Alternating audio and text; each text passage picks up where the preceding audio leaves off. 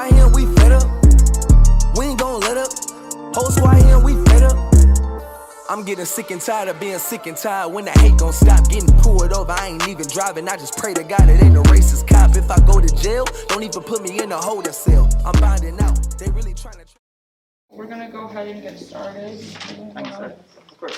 So the first question, we just want to know from everyone, what were you thinking and feeling last year when you were watching the reports about the police murders of George Floyd and Breonna Taylor? I would say I was surprised, but not at the same time, because police do kill black people often, so it's not really much of a surprise to me. But I was kind of hurt, like, what do you do? What do you do? That doesn't make sense. Right, that makes sense. Does anyone else want to say anything on that? I had seen it a lot, like a lot of news reporters was reporting and stuff like that. Like I said, I kind of agree with her. Like, I wasn't necessarily surprised, but it was more so like the audacity that you would, like, that's how he died. Like, when I first heard about it, like, at first I was confused on what happened because, like, it was just on the news and people was just, like, freaking out and stuff. And then, like, after I saw the video, it was, like, very hurtful because at first it was just like, okay, another black person died by the police. But then, like, after they released a video about it, it was kind of hurtful because you could literally see him saying he could not breathe and then just, like, not caring at all. And after a while, it just felt like police were betraying us. But I still understand from a standpoint of some police are not all bad. What did you think about the way the police treated Black Lives Matter demonstrators after? Brutally, because black people are protesting. Oh, they're a threat, so we gotta fight back. At first, I was, confused about like the whole subject. At first, because I knew that, police don't really necessarily treat black people the way that, normal humans are supposed to be treated. And seeing all these protests, once I like educated myself on the situations, I felt pride at first because, people are standing as like a union and together. But on the other side, seeing the police treat them the way that they did, I can just remember my whole family was in our living room watching it on the TV. And I believe my dad even started crying at one point because, we're trying to get everybody together to not even, violently protest, peacefully protest. And the way that the police treated them, I was just really shocked myself. But because, in the past, history repeats itself. So this happened in the past, but I thought we were better than this. And I haven't necessarily seen this because I'm 15, so this is like the first time I'm seeing this in my lifetime, but I was just really shocked. What were your overall thoughts about the people who were demonstrating out there, protesting, especially those who were younger? I felt like it was something that was needed, and like when I saw like younger kids or like kids from our school, like we even had like a little online pep rally thing about it and stuff, and like some kids was actually going to protest and stuff, and I felt like it was very good for them to have a voice and like be heard, because it wasn't just like black men getting killed or like even men in general getting killed. It was like also teenagers and little kids, like a black girl got shot by the police and died. So it wasn't just adults, and I feel like kids can have voices too. So I was very proud when I saw kids were protesting. It's very much your fight. 100%. I agree. I feel like, it's always good for like the kids to speak and stuff like that. However, I don't necessarily feel like it was safe just because, with the Black Lives Matter protesting and the police, brutality, I just didn't feel like that mixed. Like kids have a voice, yes, but it's a time and a place. So in a peaceful protest, I totally agree. But because it could go left, I say like the kids should have protested maybe in a different way. Not necessarily with the adults and, with police, stuff like that. I do agree with that, and I feel like nowadays there's more than just going out in the streets and protesting. I see people saying different things on social media and using their voice and their platform that way, so I do feel like that's a safer way. But I have absolutely like no problem with peaceful protests by like people who are older, but you know, you never know where things can go. So I do feel like people can use their platforms in a different way. I feel like, you know, it was good that they was protesting and all that, but like the looting, I don't think that was very, you know, necessary. And just because I feel like they wasn't really, well, they probably was doing it for like Black Lives Matter, but at the same time, probably not, because they just wanted, you know, a new laptop or a new TV. They just did it for looting. Do you think people have a right to demonstrate peacefully to protest injustice? Most definitely. Like, we gotta fight back because this is going on for like centuries at that. I feel like they got it right, but I also feel like more so because we got a voice. You know, we are human too. I agree, but at the same time, I feel like in peacefully protesting, okay, yes, we all know that like it always can go wrong, and most of the protests that they did go wrong where police were hitting people, violently hurting people. But it's like, what are you supposed to do? Like, of course they're gonna have more power because they have weapons. I mean, people probably did take guns, but you can't just shoot a police. So I feel like it's more still needed for us to still speak out. Even if you get hurt by the police, it's better, or even if you die, it's better to die knowing you made a change than to die knowing you did nothing at all. So. Right. 100%. I also agree everybody has a voice, and I love seeing people peacefully protest that aren't just African American. I like seeing our Latina and Latinos, our counterparts come out and really support not just African Americans, but showing that they, you know, are tired of this. And it's not just like,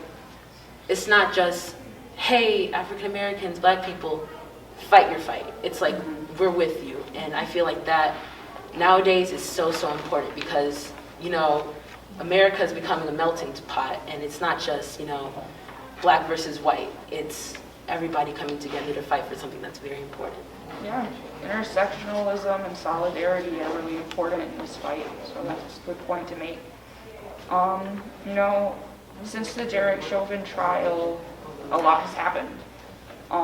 So that being said, would you join peaceful protests against police brutality? Yeah. Yeah. Definitely. Yes, I would, but as long as people's, like, everyone's intention has to be peaceful, not necessarily, you know, I'm gonna go with a peaceful, you know, or go to put up a peaceful fight, but I'm gonna turn it into something else. You know what I'm saying? Like, I feel like everybody got to be on the same page when it comes to, like, me personally signing myself up for something like that. I'm a bit iffy, not only because I don't get out the house much and see how protests can go south quickly. I'm like, but if I'm with someone like a family member or someone that is skilled in self-defense, I'll be cool to go to a peaceful protest. Can I also piggyback to what she said? Also, like a safety reason. So you could go to a peaceful protest and then somebody else on the other side may dislike you or may see you on TV and feel like, well, you shouldn't have went, and it turned into another issue. So I would be like real careful with stuff like that as well. All right. Definitely. Have any of you gone to protests before? You mean like a protest about this specific thing? Yeah. No, but in one of my dance things, we've had like a posters thing in Ann Arbor after dance class. It was like all the kids, and it really made me glad because it was predominantly white people, because we were at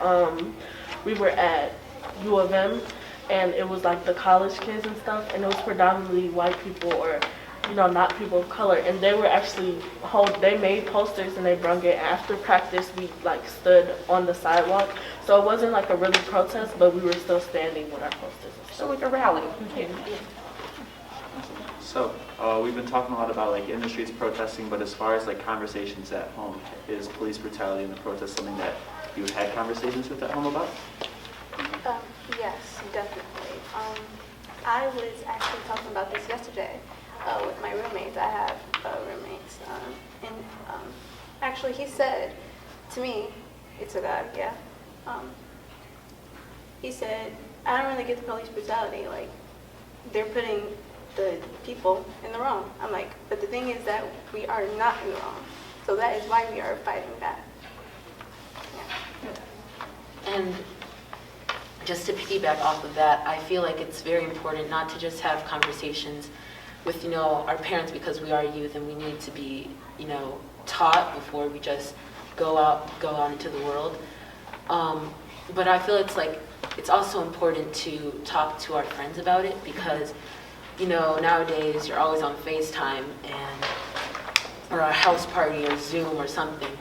And the school system doesn't really, talk about this with us. So it's important, as the youth, to talk to each other, because, at the end of the day, all we have is each other, because this world is ours. So we need to, talk to each other, Deja said earlier. I'm sorry, I totally butchered your name. And we have to, fight together. And I totally forgot what I was gonna say. You know what? We're gonna reverse that real quick. We have to totally bring each other together and peacefully do that, though, because people get lots of mixed information, totally wrong news. So we need to, first of all, educate ourselves, and then, peacefully and safely use our voices.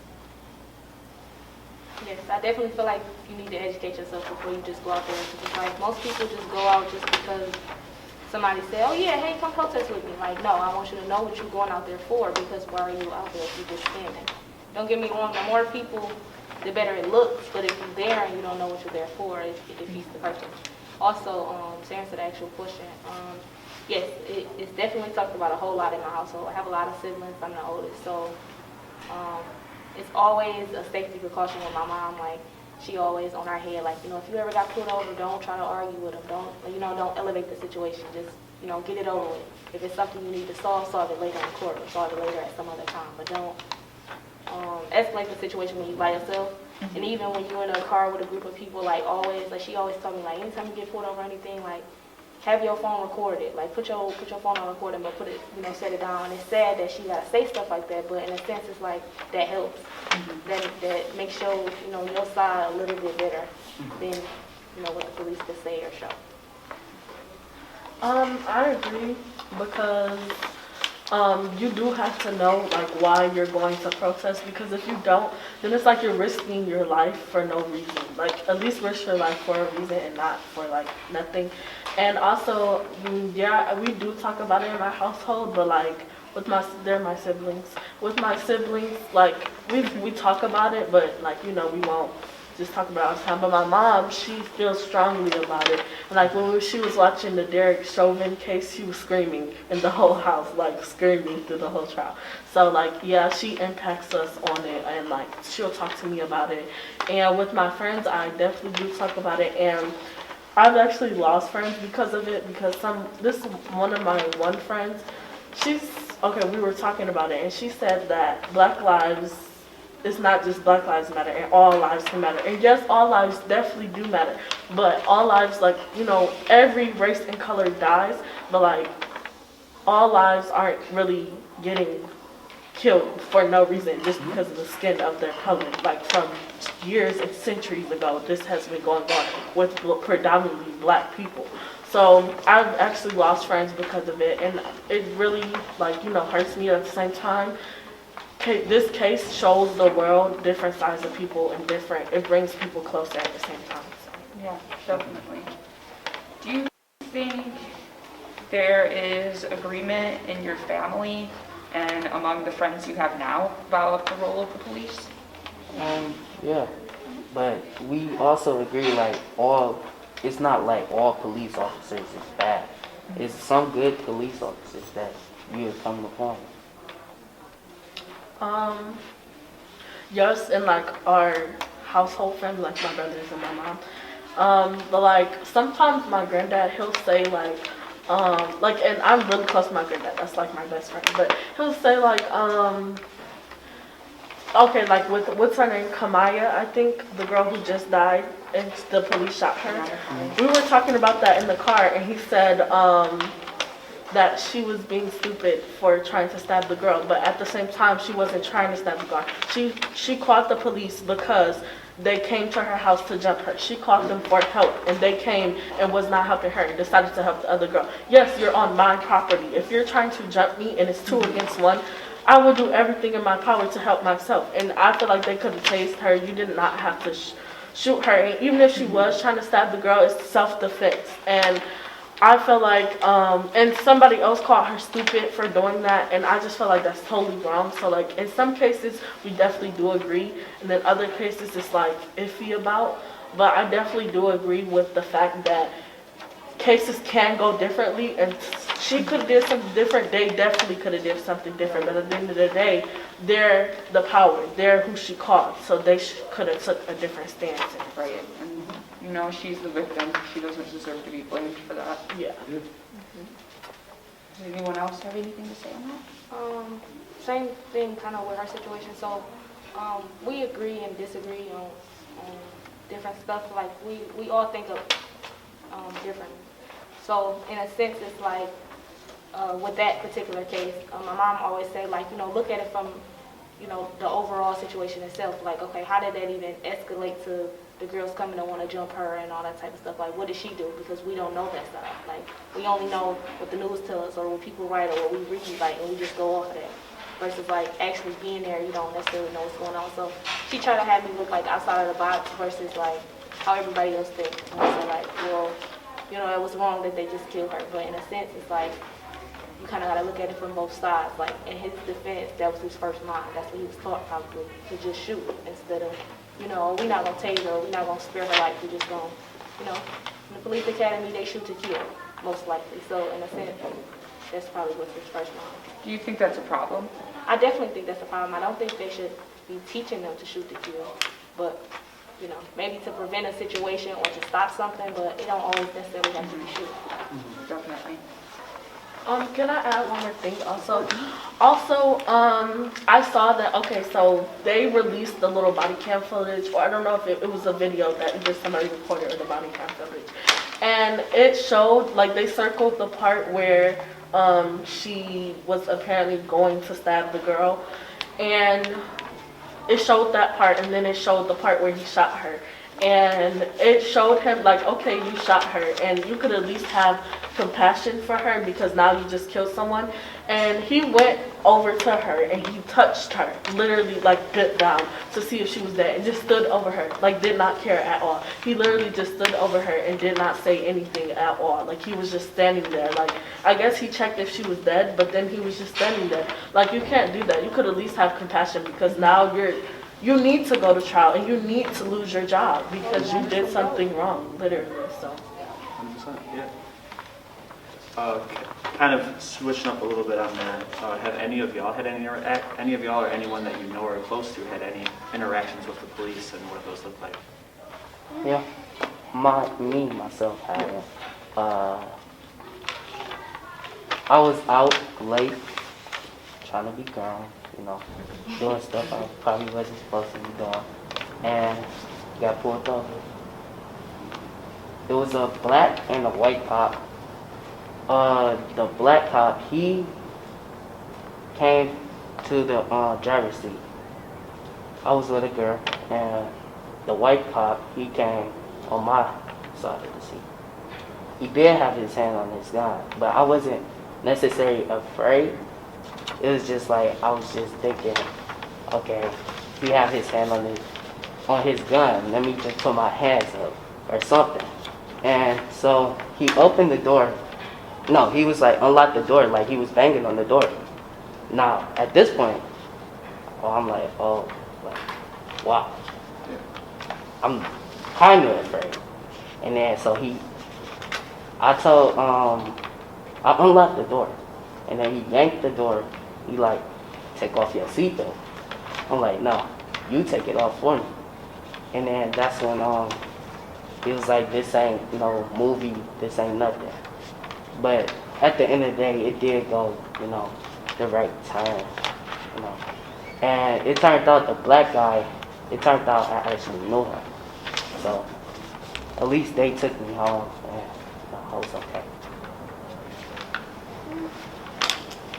I would say, I think my brother had, because like a few days back, when I was home alone, I saw my brother, well, I think it was his car, and the police car next to it was like, what's gonna happen? But after that, I just saw the police car drive, I was like, oh, okay, so he's okay. So it was like, that's a bit confusing, like, what did he do? I would think that was him, I'm not sure. I'm supposed to ask him about that, but I didn't get to it. Me, sort of. So I was driving in the car with my siblings, and actually they here, and we were, I think we was on our way to grab food or something. It was a light, but it was a blinking red light, and we were supposed to stop at a red light. And so I stopped, and then I drove off eventually, and the police kind of like was trying to like drive me off the side of the road type thing. Like, this is right on 6 Mile. And so I was driving, and he just like kept getting over, like closer and closer. So I got over like all the way till I was almost on the sidewalk. And he was just like, it was a black cop on the passenger side and a white cop driving. And he just started like yelling, like, you supposed to stop at a red blinking light, but you're not supposed to sit there that long. And he like flicked me off and drove off real fast. Like, I was just like, yeah. And it was kind of sad because like my sisters was looking at me because they were so confused, like, and I didn't even know how to explain it, so I just left it alone. I feel like most people have had like encounters with police and stuff. So like, one time, okay, we all were together and we were driving out of town, and we got in a car accident, and this was in Ohio, and people always deem Ohio to be like a racist cop place, but the cop who came, he was actually really nice. So I never had a bad experience with a cop, but it was like, he was really nice, and he took us to the rest stop, and then we were still there hours later when he came to get a coffee, and then he took us to the hotel, and he was just like really nice, and he asked us if we needed to go to the hospital and do things. So like, I never really had a bad experience. Then it was like cops who always came to my school, except this one lady cop, but she was black, so I guess it wasn't a thing about racism. She just probably was just mean. But we usually have 2 patrol officers at our school who stays in the lunchroom, because I go to DSA, and usually, sometimes in the cafeteria, that's where most of the fights happen. So it's usually 2 cops in the cafeteria, and the regular lady, she was telling us to sit down because it was time to line up, and our dean, Miss Love, told us to get in line. And then she was like, no, go sit down. And we was trying to tell her that she told us to line up. And it was only like her first or second week, so she didn't know our protocol.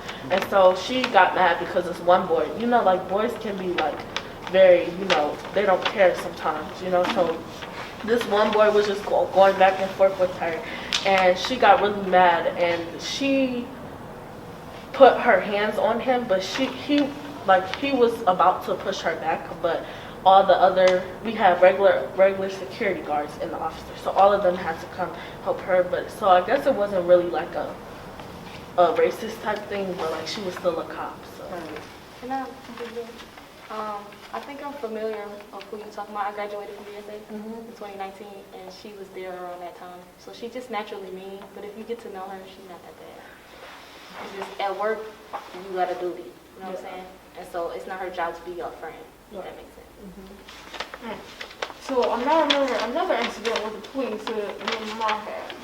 So I don't remember it like where the street we was on, but one day my mom got a speeding ticket when I was younger.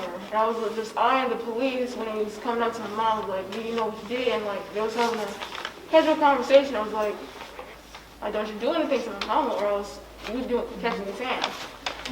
And so it all went good, and I was still on edge because it's the police, and he was white. But not to be racist or anything, just still I was just on edge. Do you feel afraid if you might have an encounter with the cops? Yes. Not necessarily afraid, just cautious and careful. Because my mom she taught us how to talk to the police if a situation goes down. So I really don't be afraid. I just be careful. Yeah, I would say not like, well, in general, I just get kind of like on edge. Like if, like even like a regular person or like anybody who's racist, I always just get on edge. Because it's like, you know, sometimes it's not like always a police, but sometimes it can just be a civilian or like a citizen of or of here. So yeah, so, like, I don't know. Sometimes, okay, if it's the police that's like actually encountering me, then okay, then I'll be like, what should I do? Like, you know, and then like if it's just like a regular person, like I had an experience when I was in Brownstown with two of my friends, and we were going to Walmart, and I had my mask in my hand. It was a black mask. I had my mask in my hand, and we weren't at the door yet. We was walking, so I had it in my hand so I can put it on. And then this guy, he was driving, and he was white, and he was driving, and he was like, he yelled out his window. He said, "Put your mask on me and call me a B." And then that's when I yelled back because I don't know. And he started slowing down. And I was like, "You're not talking to me like that. Don't talk to me like that. And you don't even work here. And I'm not even inside the store yet." And he was like, he called me a black B. And then he kept calling out my name. And it was a white security, you know, at the door. And he came outside. He was like, "Sir, just keep driving, just keep driving." So like I was and it's predominantly white people out there because I was in Brownstown. And like the whole way through the store, everybody who was in front just was looking at me like I was crazy or something because I was black and they were white. And this lady with her kids was pulling her kids closer to her and everything. Like, it was just horrible. And my friends was just telling me to calm down because I have a really bad temper. And I don't, like, you're not going to disrespect me without me saying anything. So if it's someone racist, I will automatically be okay. Gotta find me. I ain't hiding if you looking for me. I'm in my streets with about 3,000 people who ain't leaving till we get some justice.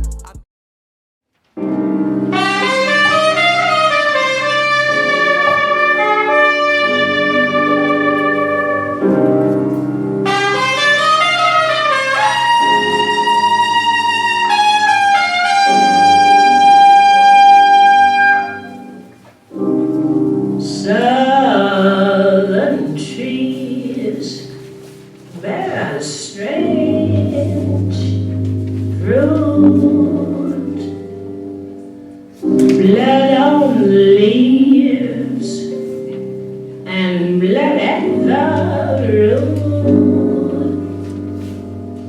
black bodies swinging in the southern breeze. Strange fruit hanging from the poplar trees.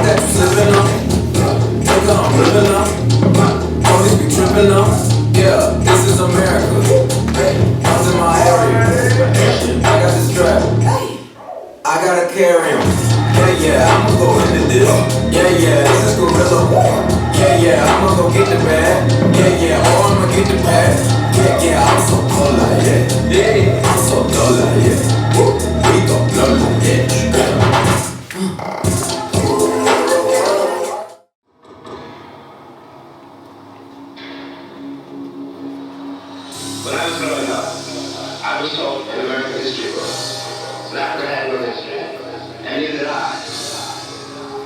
And I was a savage. I won't just say that. Who had been saved by Europe and moved to America. And of course, I believed it. I didn't have a choice.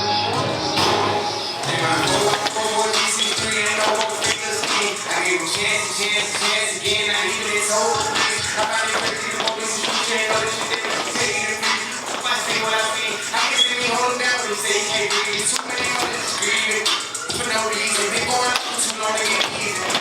like I was in Haiti. I went to my mother was cooking my phone. They said I can't eat.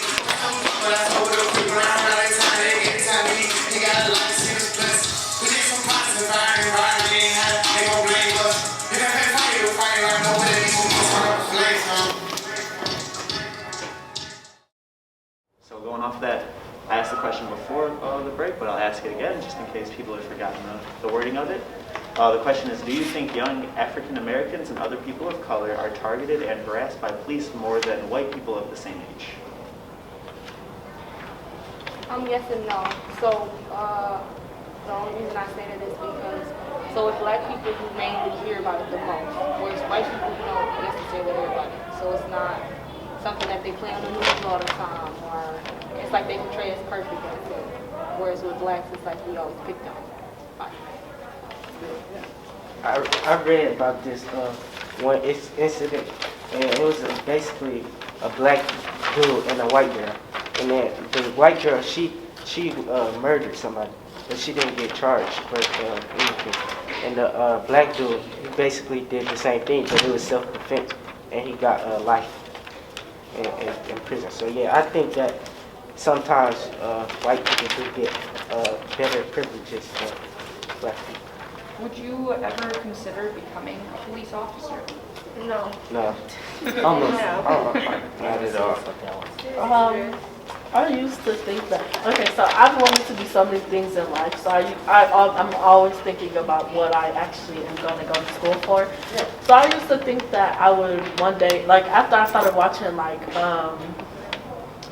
Law and Order and that type of stuff, I used to think that I would someday maybe want to be a detective, but you would definitely have to be a police officer first. And I just feel like all the training and like you gotta get mazed. It's not even the fact that I would want to protect and serve people. It's not even the fact that they kill, some of them kill people. It's just, I cannot, like you gotta get mazed and tased, and I can't go through all of that just to be a police officer that, you know, might not even be treated right.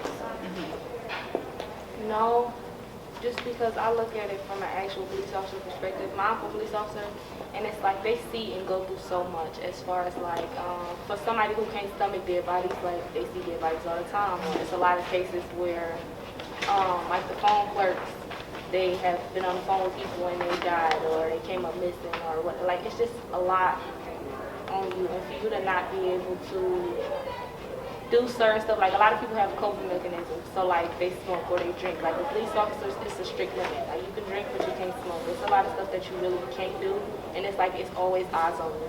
So, like for white cops, like it's good white cops, but you have people who you see a white cop, you want to shoot them. So it's like their life is always in danger, even though they always trying to protect others. So, the Detroit Police Department has a budget of $330 million. A lot of that money goes to pay for riot gear and all kinds of military-style weapons and equipment, which is used against demonstrators and ordinary citizens. If you were in charge of the city, how would you use that money to make Detroit a safer community? Fix the roads. Please. So many potholes. Car accidents, people. Car accidents. We need to fix the roads. And like, do some of the houses to like homeless people. Or we build houses for the homeless people, give them money, get their life at least better. Make them give a better life, you know? Yeah. Programs for the youth, so like they had something to do, you know, like, so they had something to do and won't like, you know, get in trouble. Because I remember one time my mom told me, if like, how can I put this? If like, basically, if you don't have nothing to do and you just hanging out, it's a likely chance you can do like something bad or something like you're not supposed to. But if you like in a program where like you got people to talk to, and it most likely, you know, you can have your grades up and you be just a, you know, an average kid. Yeah. So I probably would. Okay, so in the summer there was this hospitalization thing I had to go to, and it's either you have to pay for it or your insurance pays for it. My insurance covered it or whatever, but there was kids who were getting kicked out because, and they like needed help there, and there was kids who were getting kicked out because they didn't have the insurance or their parents just could not afford it, and they were kicking them out, and they actually really needed help. So I would probably put money towards that, and I would make programs like different abuse, like it would be like this, but different abuse programs for people to go and talk. And I know sometimes therapy does cost, and not everybody insurance covers that, so I probably would make therapy free and have programs like for, you know, sexual assault victims, people who've had killings in their family by the police, because it definitely affects family, and it definitely even affects like some of us if we did not even know them personally. So it could be different support groups for people to talk, because everybody sometimes need people to talk to, and sometimes at home, like, you just can't talk to your family all the time. So yeah, and I probably would give a yearly amount of money to each family, no matter if they have money or not, because some people still need support and some people don't have money, and the government and the police have all this money that you definitely could reach out to families and you're doing nothing. I put money into the schools because some schools are struggling to help the kids. They don't have enough equipment and books and stuff for the kids so they can get their education. So that's what I do. Oh, that's really great. It's not really a money thing, but like change the mindset of people. So therapy, for example, like create a facility to where it's not necessarily free therapy, but because of course it would be funded by the police department or whatever, but just therapy for people to be able to go and talk to people. Like my friend, she stayed overseas, and where she grew up at, like her mom and them they've always offered free therapy. Like, so her moving here was kind of weird. She like, you know, people so mean, or like she just experienced a totally different thing than she did at home, because there it's like they got people to talk to. They can talk to people about their problems or the issues or stuff that they're going through. Whereas here it's like people bitter and we don't really, you know, communicate about our issues and stuff like that. So I would definitely put it towards therapy and yeah, like people go through stuff. So not necessarily saying like not to buy equipment for police, but just limited on it. Like it shouldn't be so expensive. It shouldn't be so much. So kind of off of that, a similar question, so not so much about money, but just changes. What kind of changes would you make in the city? I don't necessarily think there's any like major changes that, you know, like there's like, oh, there's a plan that we need to, you know, do A, B, and C. But I feel like there's things, not just in this city, but around the world that like people, you know, people do need to change their mindsets. People, you know, do need to not just stay in their little box, but, you know, move on and see not just how other people are like living. You need to like flip it around and see how like you can make a change and how you can, you know, make a difference. So I don't think it's anything that we can like, you know, say A, B, and C. It's something that you need to start like with yourself, and then once you like, you can't love anybody until you love yourself. So once you not necessarily fix yourself, but like work on everything that you need to work on, you need to, you know, help another person, and that other person will help another person. So it's not necessarily a thing that you have a plan for. Does anyone else have anything they would want to change in the city or the country or the world? Yeah. Are you know the Q line, right? Mm-hmm. So it stopped at what's that street? The new Center Park area. West Granville? Yeah, West Granville. And it goes probably all the way downtown. That's majority like where I say Caucasian people and businesses are. I would say like you can at least, you know, expand it throughout the whole Woodward. So, you know, people like myself who is living in the hood can, you know, have that research to ride too. Right. That's definitely a really good idea. I feel like gentrification, you know, affects a lot of us in the city. Mm-hmm. So, Transportation is important. yeah. Oh, I just thought about that. You know, the trash dumps near the hood, like, we should move that. Like, move it to somewhere that it don't affect how we breathe, how the air. Like, people just be suffering like the bad smell of the trash being burned. So we can't be like putting that close to where people live. See, and you're noticing that's in black and brown communities. Right. So, yeah, that's definitely you're 14? Yes. That's a really good thing to notice at 14 years old. Yeah, like, you know where the highway is in the downtown? Like, literally. Just, please, we don't want to smell that. Going off on that, can you imagine your community without police in the same way that they are today? No, I can't imagine. Well, I can't imagine what would happen. And I actually believe that will happen if they, don't realize, like, what they doing, they don't stop. Because eventually, some of the good cops would, like, get stressful about it, and they would quit. And it really would be, like, all the bad cops, and it wouldn't be no point in having cops. No, I could not imagine us not having police. Yes, there are some bad police, but at the same time, there's always good police in each police department, no matter where you are. And if we didn't have police, everybody would be running like some people will be dying literally all the time, every second and minute of the day because of car accidents. And for the good police who do go and try to stop, like when they get called, you wouldn't have no one to call, and you literally could end up being hurt or seriously damaged, and you wouldn't have like a police system to come and stop a burglary or stop someone from assaulting you. Like, you just would not have anything. So you still definitely need the police, but it's just a matter of what police you need and who are the good ones and who aren't. So on that, I actually kind of want to point out how, you said that the police stop burglaries and stuff like that, but at least here in Detroit, you call the police, they don't come for 30, 40 minutes. That is true. So I just wanted to make sure to point that out. Because are they really stopping a burglary at that point? So, for me, I was kind of just going to piggyback on what she said. So, I definitely couldn't imagine it not being any.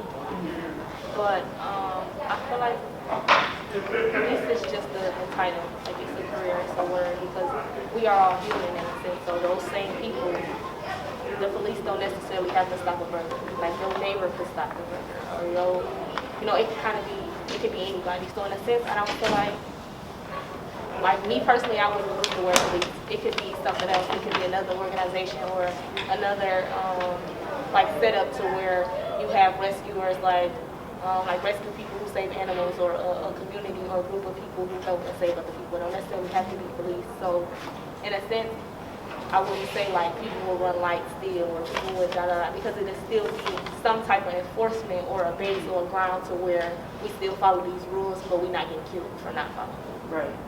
Yeah, kind of getting on the difference between like policing and public safety. Right. Can you imagine ways we could have safety in our communities without police who harass, intimidate, and kill people of color? So like I said, like an example would be neighborhood watch. Can you think of other ways of or forms of public safety? It's about the neighborhood watch, like the neighbor aren't too hard to me and my mom. Like, we look out for each other sometimes. Like, we get food to them. Like, they look out for us. So like, if we get along with the whole entire neighborhood, we're gonna look out for each other and stop anything from happening to us. Like that. Taking care of it. Yeah, I agree with the Manye. Like, if you take it upon yourself to know your neighbors and know your community and get along with them, because there's always people you're going to clash with, but you can at least try your hardest not to have conflict with people in your neighborhood, because at the end of the day, you still might need them one day, and you might not have anywhere to go, and it's late at night, but you have some knock on somebody's door.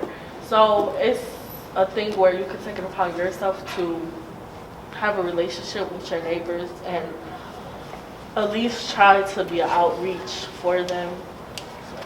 Just to piggyback off of, looking out for your, like, not just your neighbor, but, if you go to school and you notice someone who doesn't necessarily look, I don't want to say like not clean, but doesn't look like they're being taken care of or not. Yeah. And they are always like at lunch without food. Like you should always like, and it starts now, like it starts as a young person, you need to like go out and say, hey, are you okay? Because that is like what I was saying before, that's the change that's gonna make that person say, someone treated me well, so I need to do that to someone else. I want to piggyback off that because that is really important. Because at school, I'm pretty sure like all of us see things at school. Like at school, there's always like a kid that gets bullied. I got bullied my whole 6th through 8th grade for literally no reasons at all. But like, there's always a kid getting bullied, and it's not funny at all, and it's not something that's okay, because even if like you might see it funny or you might see it as like a joke, it still can push someone off the ledge. It still can make someone want to harm themselves. And it's always, if you see like a kid getting bullied, like he said, or a kid that's who might not look like they have a shower, like have food. Of course there's food at school, but you can still offer them like some of your lunch, or you can go sit with them. If it's always a kid who literally sits by themselves every single lunch, you can always try to go sit with them. If there's a kid free assigned seats in class and they choose to sit by themselves, you can say, hey, do you need somebody to sit with you? Do you want to talk? And you can sit down, and that can make a great friend. Because I have friends to this day that at the beginning of 9th grade, because I'm in 10th now, going to 11th, in the beginning of 9th grade, I have friends who I went and just sat by them just because like it was the first day of school, so I just sat by them and said my name, and we're still good friends to this day. So it can always make a change. Yeah. Do you think young people like yourselves can make a difference in the Black Lives Matter movement as a whole? My great grandma always said, like, you know, the kids is the future. Also, if you would like to elaborate how that be as well. I feel like nowadays, since there's, social media, there's different ways to speak out on, important subjects. So I do think that we have power that past generations don't necessarily have, because not only do we have social media, but we have knowledge on, things that, pros and cons about things. So I do feel like, the kids, the youth, we are the future. So we have to, and it's not like, oh, I'm gonna wait till I'm older to say what I need to say. No, we need to start right now and use our voices. Not only like going back to when we were talking about protesting, we don't necessarily need to put ourselves in danger because things could always go south, but I do feel like we can use our platforms and our voices to, not just with the Black Lives Matter movement, but to help people that are scared to talk to somebody, and just using our voices to speak out about important things. So I've never heard of the Detroit Will Breathe. So I want to know, how long have both of y'all been in it? Is it something you can sign up for or volunteer to do? And do you guys like it? Yeah, I guess I can start with that. So Detroit Will Breathe, we started, again, as Sammy mentioned previously, a little bit after there was just kind of people meeting downtown, and there was certain people that were just like reoccurring meeting, and then some of us, we had made the decision as a unit to break the curfew that was in Detroit, and a bunch of us got arrested for that, and afterwards there was a decision made that we needed to organize a little bit more around this, so it wasn't just people showing up, there was actual organization there, so that was kind of what led to Detroit Will Breathe being created right around the beginning of June. Myself and Sammy both were kind of, I guess, shoulder tapped by others to join the organization pretty early on. So the two of us have been around and in Detroit Will Breathe since its creation. And as far as like, whenever you're working in spaces that are considered like revolutionary spaces, there's going to be ebbs and flows. Everyone has a lot of love for what they do. Everyone has a lot of love for humanity and a lot of passion for being able to really bring about something that we may have never really seen in this country, which is actual like freedom and revolution. So in that, there's going to be moments where everyone in the circle, you're like, these are my family, and then there's going to be moments where you're like, everyone in the circle, I never want to speak to y'all again. And that's because people, when they're so fiery and so passionate, sometimes they can it can get tough, but it can also get beautiful.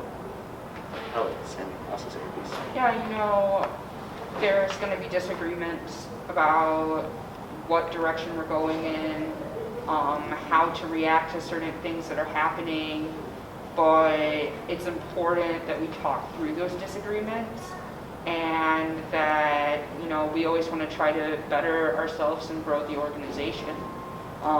So sometimes it means having a lot of tough conversations, but, you know, we all, like Brendan said, we're all really passionate.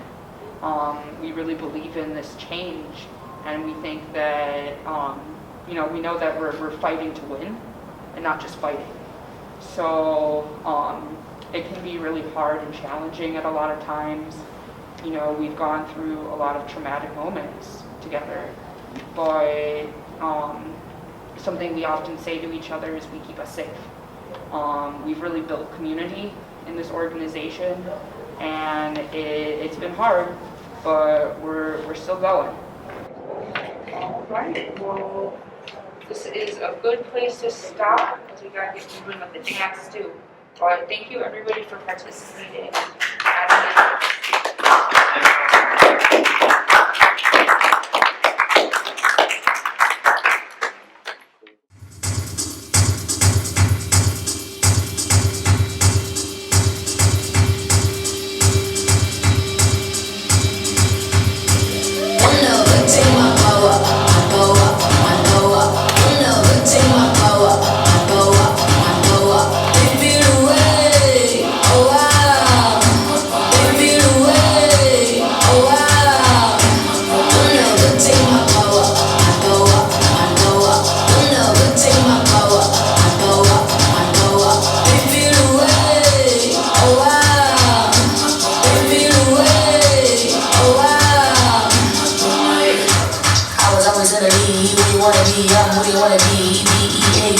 Never seen so much rage from a queen. Rage from a queen. Queen so strong, she was a machine. Girl, like your drinks and Claire Regine. Up to the vaccine, forget vaccine. Fun to be as a goddess, some time to be an honest. 100 degrees hottest. If we're being honest, forever be at the honest. People witness, it could be in the honest. Angel in disguise, I am after disguise. Why you not in this closet? Rich in the mind, is wrong, making deposit. Carry all the power, it's time to realize it. Don't never take my power. I go up, I go up. Don't never take my power. They feel away, oh wow. They